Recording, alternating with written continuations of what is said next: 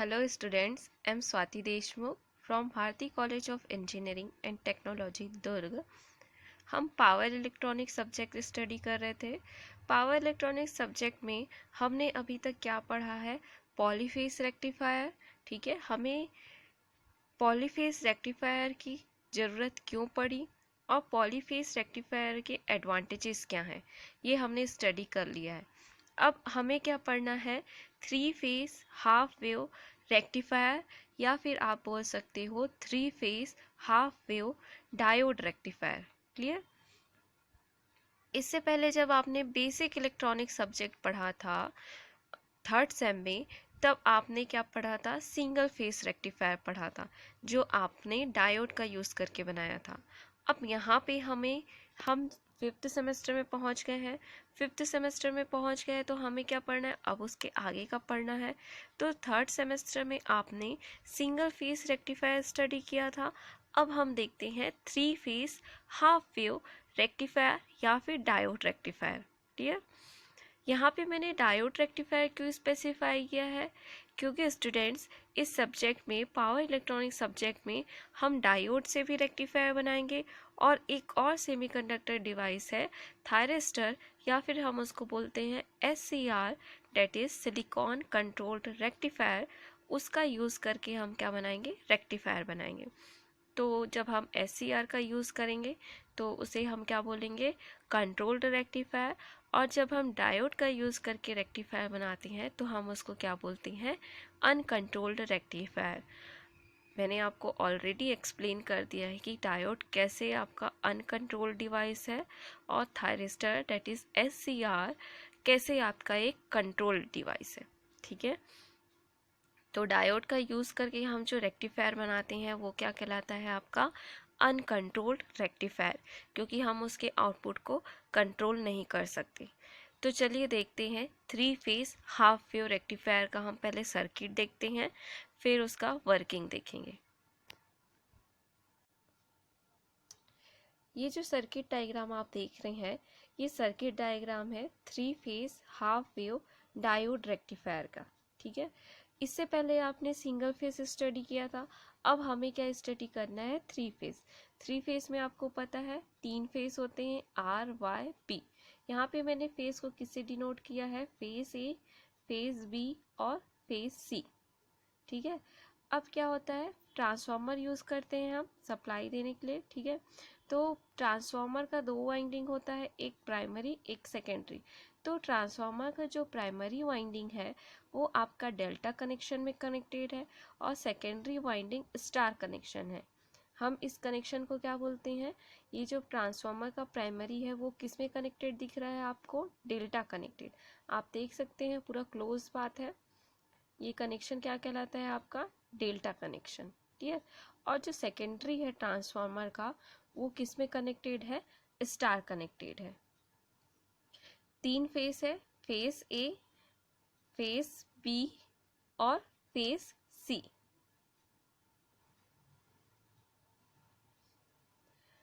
अब देखिए हम क्या कर रहे हैं? ट्रांसफार्मर का कनेक्शन हो गया। ये primary is connected in delta and secondary is connected in star.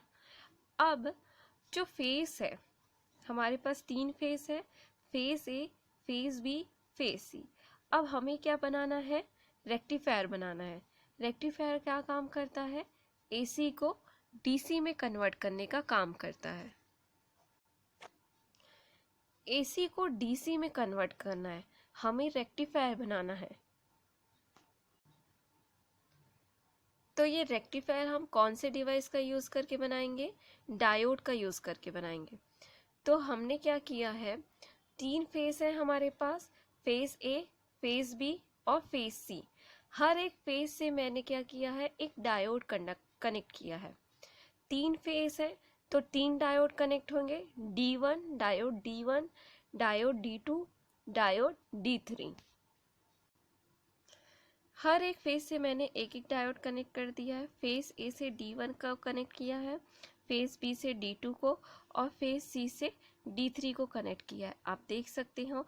और जो डायोड है D1, D2, D3, तीनों डायोड के कैथोड टर्मिनल को, ये डायोड है, डायोड का ये टर्मिनल क्या कहलाता है? एनोड, और ये टर्मिनल क्या कहलाता है, कैथोड। तो डायोड के कैथोड टर्मिनल को मैंने एक कॉमन कर दिया है और इस कॉमन पॉइंट से मैंने क्या कनेक्ट किया है, एक लोड कनेक्ट किया है और इस पॉइंट से कनेक्ट कर रही हूँ, न्यूट्रल पॉइंट से, ठीक है।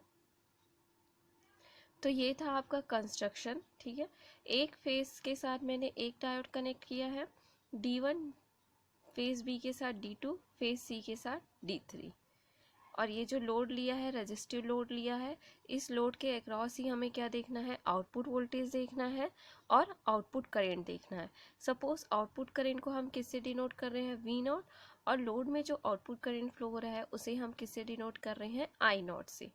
चलिए अब हम क्या देखते हैं, इसका वर्किंग देखते हैं। हम 3 फेज सप्लाई दे रहे हैं, इससे पहले क्या पढ़े थे हमने, सिंगल फेज, ठीक है। तो सिंगल फेज का सप्लाई तो आप सभी ड्रॉ कर लोगे, लेकिन यहाँ पे हम इनपुट क्या दे रहे हैं, 3 फेज सप्लाई दे रहे हैं और हमें आउटपुट में क्या चाहिए, DC चाहिए। तो सबसे पहले हमें 3 फेज सप्लाई बनाना सीखना होगा। ये जो डायग्राम आप देख रहे हैं, ये जो डायग्राम है वो 3 फेज सप्लाई का है, ठीक है। आप देख सकते हैं ये आपका AC है, AC वेव फॉर्म को रिप्रेजेंट कर रहा है, जहाँ पे 3 फेज है, ये phase A, phase B, phase C। तो इसको ड्रॉ करने का हम एक ट्रिक सीखते हैं ताकि आपको एग्जाम में इजी हो जाए। ये क्या है, आपका सिंगल फेस है, ठीक है। आप देख सकते हो सिंगल फेस में सिर्फ एक ही फेस दिख रहा है आपको, ठीक है। ये आपका सपोज आप इसको वोल्टेज का ले लो या फिर करेंट का ले लो। इस एक्सेस में आपका क्या रहता है, वोल्टेज या करेंट, और यहाँ पे क्या रहता है, आपका टाइम रहता है, ओमेगा टी, क्लियर। ये आपका पॉजिटिव हाफ साइकिल और एक निगेटिव हाफ साइकिल क्या बनाते हैं, एक कंप्लीट साइकिल बनाते हैं। आप देख सकते हो ये आपका क्या है, पॉजिटिव हाफ साइकिल है और ये क्या है, आपका निगेटिव हाफ साइकिल है। तो एक पॉजिटिव हाफ साइकिल और एक निगेटिव हाफ साइकिल क्या बनाते हैं, एक कंप्लीट साइकिल बनाते हैं। ये जो रेफरेंस लाइन है उसके ऊपर वाला क्या कहलाता है, आपका पॉजिटिव, और इस रेफरेंस लाइन जो ओमेगा टी है उसके नीचे वाला क्या कहलाता है, आपका निगेटिव हाफ साइकिल, क्लियर। तो ये जो साइकिल है वो कंटिन्यूस चलता रहता है, आपका पॉजिटिव हाफ साइकिल आएगा, फिर निगेटिव, फिर पॉजिटिव, फिर निगेटिव। तो जहाँ से स्टार्ट करते हैं हम उसको 0 से लेते हैं, ठीक है। 0 से जहाँ पे आपका पॉजिटिव हाफ साइकिल एंड होता है उसे हम पाई से डिनोट करते हैं। फिर अगेन आपका जहाँ पे निगेटिव हाफ साइकिल एंड होता है उसे हम 2 पाई से डिनोट करते हैं। अगेन निगेटिव हाफ साइकिल के बाद फिर से पॉजिटिव हाफ साइकिल, जहाँ पे एंड होगा वो आपका 3 पाई, 3 पाई के बाद negative half cycle, negative half cycle जहाँ पे एंड होगा वो पॉइंट क्या कहलाएगा, आपका 4 पाई, क्लियर। तो ये क्या था आपका सिंगल फेस, ये हमने क्या ड्रॉ किया है, अभी सिंगल फेस ड्रॉ किया है। अब आपको क्या बनाना है, रेक्टिफायर बनाना है। तो रेक्टिफायर क्या करता है, AC को DC में कन्वर्ट करता है। रेक्टिफायर क्या काम करता है, AC को DC में कन्वर्ट करता है। तो जब हम सिंगल फेस पढ़े थे, ये आपका कैसा सप्लाई है, सिंगल फेस AC।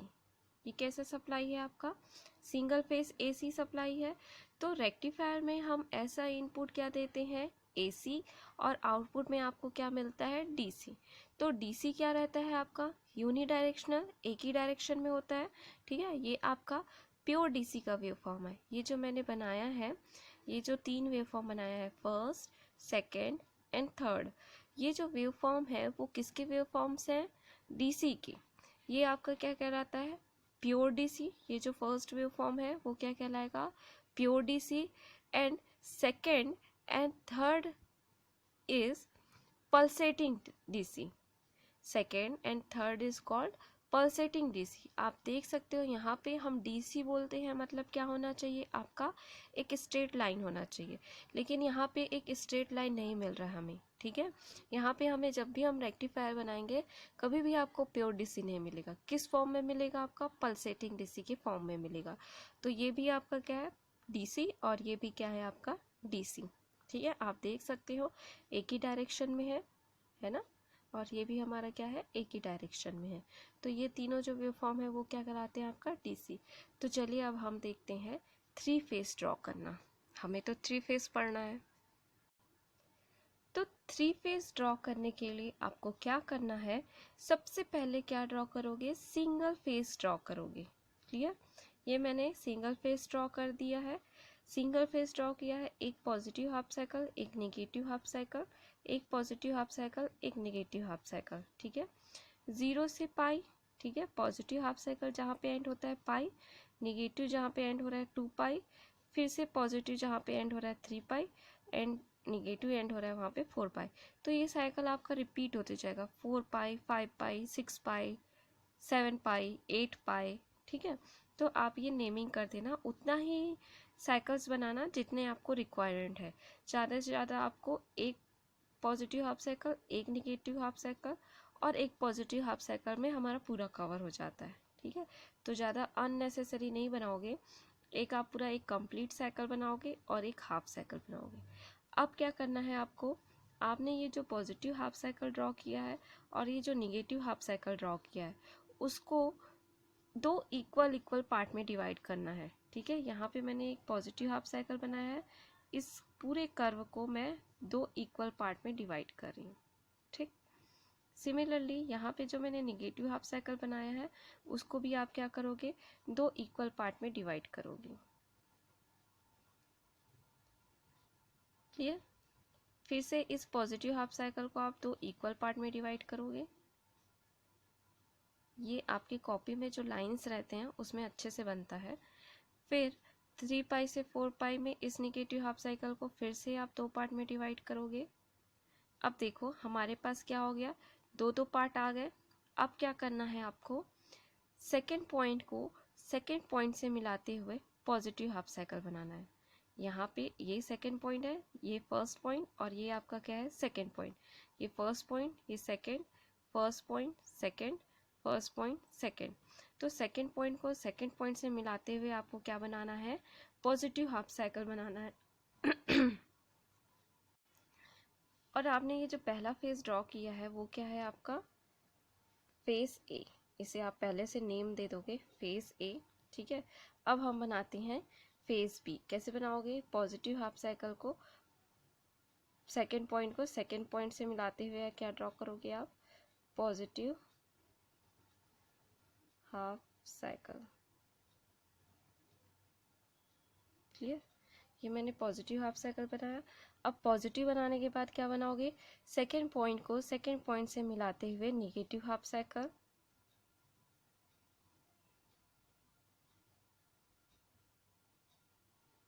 क्लियर, फिर से आप बनाओगे सेकेंड पॉइंट को सेकेंड पॉइंट से मिलाते हुए पॉजिटिव हाफ साइकिल।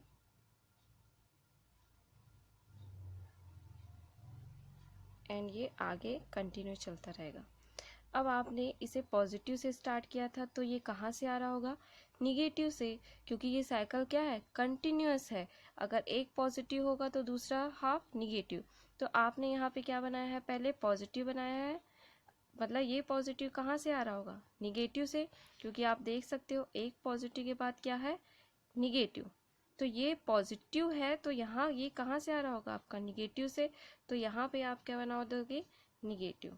तो ये जो फेस कहलाता है वो फेस क्या कहलाता है, फेस बी।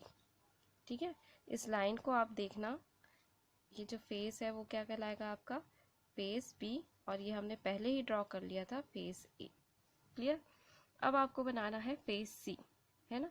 फेस सी ड्रॉ करना है तो आप फर्स्ट पॉइंट को फर्स्ट पॉइंट से मिलाओगे, लेकिन आप फेस सी ड्रॉ करने के लिए आप क्या करोगे, पहले नेगेटिव हाफ साइकिल बनाओगे फिर पॉजिटिव हाफ साइकिल बनाओगे। तो फेस सी को ड्रॉ करने के लिए मैंने क्या कर रहा है, फर्स्ट पॉइंट को फर्स्ट पॉइंट से मिलाते हुए नेगेटिव हाफ साइकिल बनाया, फिर फर्स्ट पॉइंट को फर्स्ट पॉइंट से मिलाते हुए positive half cycle, again first point को फर्स्ट पॉइंट से मिलाते हुए मैंने क्या बनाया है, नेगेटिव हाफ साइकिल।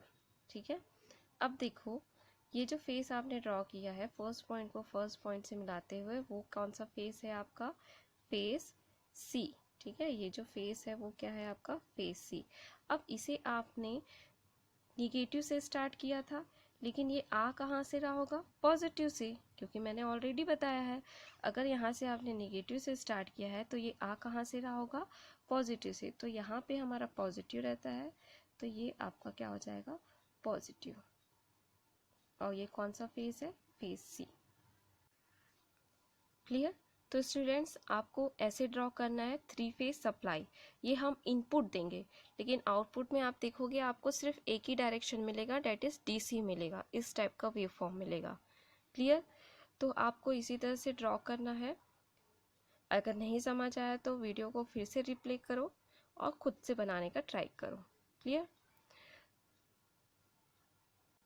ये जो ओमेगा टी है, ये जो मैंने लाइन लिया है वो क्या है? रेफरेंस लाइन है, 0 से स्टार्ट हुआ है। इस ओमेगा टी लाइन के ये वाला पार्ट क्या कहलाएगा? आपका पॉजिटिव, और ये वाला पार्ट क्या कहलाएगा? आपका निगेटिव। ठीक है? ये जो रेफरेंस लाइन है ओमेगा टी जो मैंने लिया है, उसके अपर पार्ट, ये वाला पार्ट क्या कहलाएगा? आपका पॉजिटिव, और ये वाला पार्ट क्या कहलाता है? निगेटिव। तो नेक्स्ट क्लास में हम देखेंगे, अब इसका वर्किंग देखेंगे। अभी तो आपने सिर्फ क्या समझा है? 3 फेज सप्लाई हमें कैसे ड्रॉ करना है। Thank you.